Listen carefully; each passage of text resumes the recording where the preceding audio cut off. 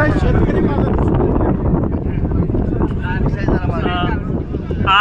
गव्हाण परिसरातील सर्व शेतकरी जे शक्तीपीठ बाधित आहेत हे इथं आपण जमलेलो आहेत आणि मी अमाप पाटील एक बाधित शेतकरी आहे। मी माझं आपल्यासमोर मत व्यक्त करतोय।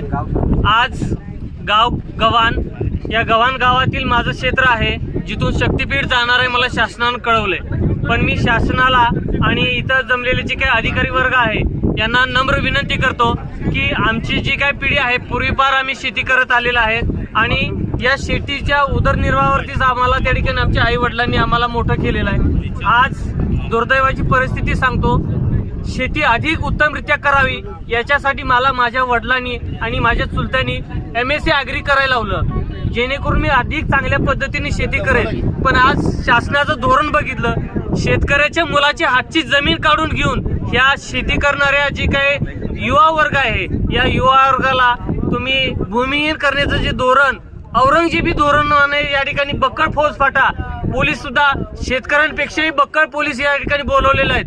दडपशाही आणि दंडुकशाहीचं या ठिकाणी धोरण देवेंद्र फडणवीस सरकाराचं युती सरकाराचं इथे जे चाललेलं आहे हे आम्ही या ठिकाणी याचा निषेध आणि शेतकरी जे काही बाधित आहेत यांच्या वतीनं आम्ही या ठिकाणी हाणून पाडत आहोत। असले कुठलाही त्या ठिकाणी आम्हाला धोरण स्वीकारलेलं नाहीये।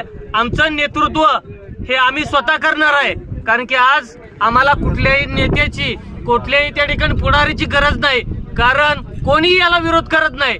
प्रत्येक पुढारी आपापलं त्या ठिकाणी मूग घेऊन बसलेला आहे। आम्हीच पिकवलेलं मूग घेऊन तुम्ही गप बसताय, आमच्या मतासाठी आमच्या दारावरती येत आहे। आणि आता जेव्हा शेतकरी एकटा पडलेला आहे, शेतकऱ्याच्या शेतावरती तुम्ही नांगर फिरवायला लागलेला आहे आणि अशा परिस्थितीत तुम्ही कोणी आपली भूमिका जाहीर करत नाही। मी या सर्व अधिकारी वर्गाने सुद्धा सांगतो, तुम्ही सुद्धा शेतकऱ्याची मुलं आहे, पण तुम्ही सुद्धा त्या ठिकाणी कुठल्याही बाबतीत जर दडपशाही जर दांडगावशाही करत असाल तरी शेतकरी बाबा अन्नदाता आहे, ज्याच्या जीवावर आपण सगळे जगतो, त्याच्या जर शेतावरती नांगर फिरवून असाल ही कदापि सहन करून घेतलं जाणार नाही।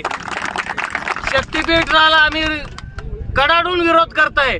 शक्तीपीठ आम्हाला नको आहे, कितीही मोबदला द्या, शक्तीपीठ नको, आम्हाला शक्ती द्या, शेतकऱ्याच्या मुलाला शक्ती द्या, त्याला नोकऱ्या लावू द्या। आज MSc ॲग्री BEd आहे, शेती करतोय, असे असंख्य लोक आहेत की ज्यांना शिक्षण आहे पण नोकऱ्या नाहीत, बेरोजगाराची परिस्थिती आणली तुम्ही। आणि कशाला दोन इथून 2 किलोमीटर आम्हाला शक्तीपीठ दिसतोय इथून आणि तुम्ही शक्तीपीठ मंजूर करताय।